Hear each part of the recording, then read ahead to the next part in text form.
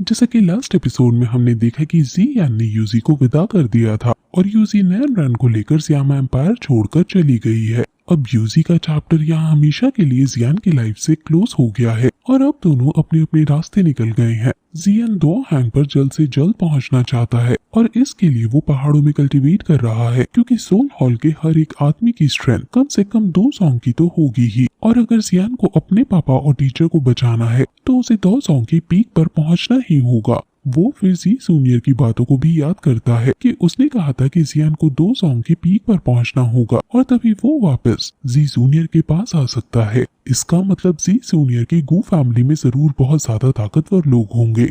2 song level 8 है और 2 Huang level 7 है। जियान अभी लेवल 7 यानी 2 हुआंग की पीक पर पहुंचने का ट्राई कर रहा है। वो याद करता है कि कैसे वो और जी जूनियर भी अलग हो गए थे। जियान ने इन 6 सालों में इतनी मेहनत की है जितनी किसी ने नहीं की होगी और धीरे धीरे जियाओ फैमिली का वो ऑनर वापस ला पा रहा है। शुरुआत से ही उसकी लाइफ बहुत कठिन है और जियान ये सब सोचकर कल्टीवेट कर रहा है और अब वो दृढ़ निश्चय कर लेता है कि वो भी बिल्कुल भी पीछे नहीं हटेगा।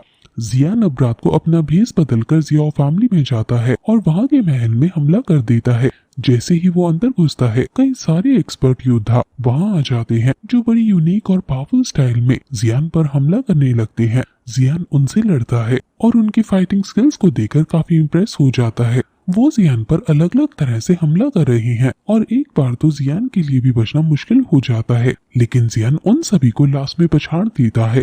जियान फिर कहता है कि हमारी जियाओ फैमिली की डिफेंस तो काफी अच्छी है, तुम सभी के लिए धन्यवाद जो दिन रात जियाओ फैमिली की प्रोटेक्शन कर रहे हो। वो फिर अपना मास्क हटा देता है और वहाँ खड़े सैनिक खुश हो जाते हैं और चले जाते हैं।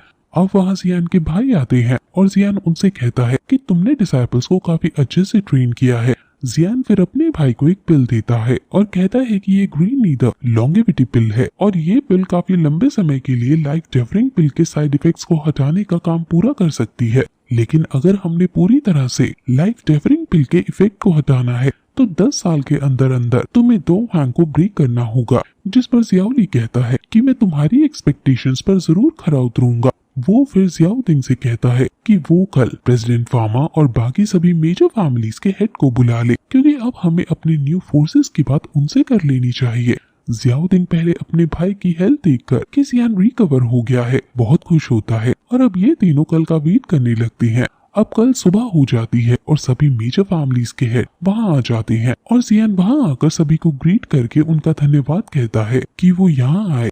इस पर रॉयल फैमिली के एल्डर कहते हैं कि ये तो हमारी खुशनसीबी है कि जियाओ फैमिली के इतने बड़े इवेंट में हम आ पाए। जियान अब हंसते हुए उन सभी को अपने यहाँ बुलाने का प्रयोजन बताता है और कहता है कि अब बिजनेस की बातें करते हैं।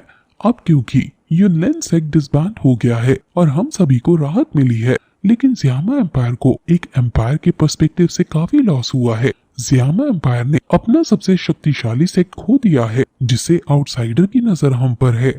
नॉर्वेस्ट रीजन में जियामा एम्पायर की पोजीशन काफी कमजोर हो गई है। मैं जियामा एम्पायर को एक नागरिक होने के नाते ये देखकर खुश नहीं हूँ, इसलिए मेरे कुछ प्लान्स हैं। अगर हमारे एम्पायर में एक पावरफुल क्लैन होगा तो ये हमारे देश की समृद्धि को भी बढ़ाएगा। अब क्योंकि यूनलैंड सेट खत्म हो गया है इसलिए मैं एक पावरफुल फोर्स यहाँ क्रिएट करने जा रहा हूँ। मैंने यहाँ आप सभी को इसलिए बुलाया है ताकि आप सभी को मैं अपना एल्डर बना सकूं और आपसे एडवाइस ले सकूं और आपके अंडर इस फोर्स को बड़ा कर सकूं। मुझे आशा है कि आप सभी मेरी अलायंस को ज्वाइन करेंगे।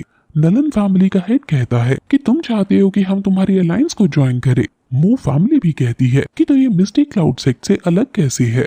तुम चाहते हो कि हम तुम्हें ज्वाइन करके एक और मिस्टिक क्लाउड सेक्ट क्रिएट कर दें। क्या जियान भी एम्पायर को डोमिनेट करना चाहता है। इन सवालों को सुनकर जियाओदिंग आगे आता है और कहता है कि जियान ये चाहता है कि तुम सभी जियान के अलायंस को ज्वाइन करो और हम अलायंस के मेंबर एक फैमिली की तरह रहें।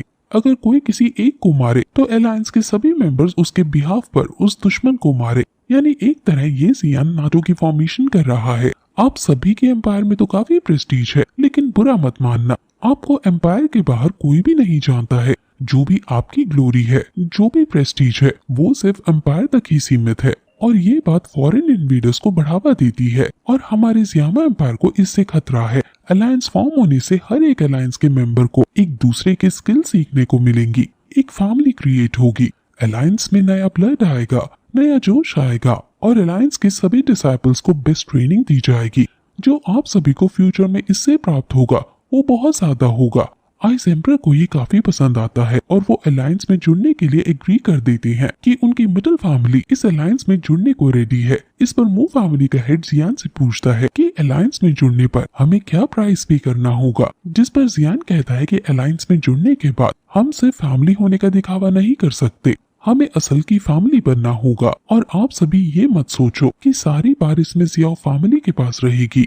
मैं एक एल्डर कोर्टयार्ड एस्टैब्लिश करूंगा और ये अलायंस की हाईएस्ट डिसीजन मेकिंग अथॉरिटी होगी। इस एल्डर कोर्टयार्ड में आप सभी एल्डर्स होंगे और आप सभी का एल्डर कोर्टयार्ड में सबसे ऊंचा प्लेस होगा।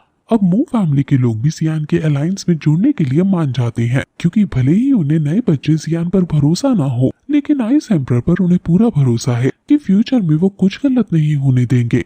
अब फिर नलन फैमिली भी अलायंस में जुड़ जाती है और कहती है कि मैं आशा करता हूँ कि फ्यूचर में जियान हम सबको एक फैमिली की तरह ही ट्रीट करेगा। जिस पर जियान कहता है कि बिल्कुल, जो भी इस अलायंस में होगा वो एक दूसरे का एली यानी दोस्त होगा। अब जियान अल्केमी एसोसिएशन से पूछता है कि उनका क्या ओपिनियन है, जिस पर अल्केमी एसोसिएशन वाले कहते हैं कि जैसे कि आप सभी को पता है कि अल्केमी एसोसिएशन एक ओपन सोर्स एसोसिएशन है जिसके अल्केमिस्ट फ्री होते हैं और खुद अल्केमी एसोसिएशन ये डिसीजन नहीं ले सकती। और ये सुनकर जियान का मुंह तर जाता है और फिर ये एपिसोड यहीं खत्म हो जाता है।